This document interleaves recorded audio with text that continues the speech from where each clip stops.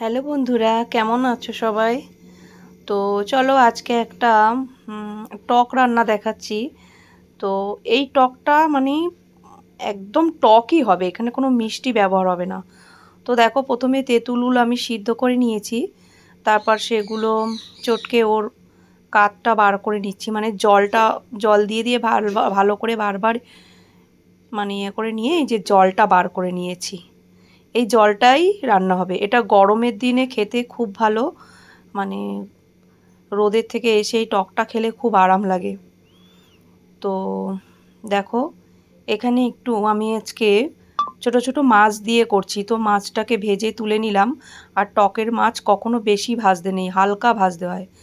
তো এখানে কড়াইতে যে মাছ ভাজার পরে তেল ছিল তার মধ্যে সর্ষে, শুকনো লঙ্কা, কাঁচা লঙ্কা, একটু নুন, হলুদ দিয়ে নাড়াচাড়া দিয়ে ওই টকের জলটা দিয়ে দেব। এই রান্নায় কোনো ঝামেলা নেই, জাস্ট ওই তেঁতুলটাকে মানে টকটাকে বার করতে হবে তেঁতুল থেকে, ব্যাস হয়ে গেল। এবার এর মধ্যে মাছ কটা দিয়ে আরেকটু ফুটিয়ে নিলেই আমাদের রান্না হয়ে যাবে। তো এই টকটা ভীষণ টক হবে। আর যদি মনে করো কেউ চিনি দেবে তো এই সময় দিতে পারো, বা মিষ্টি যে যেমন পছন্দ করো, কিন্তু আমরা টক মানে শুধুই টক খাবো, এখানে কোনো মিষ্টি ব্যবহার করব না।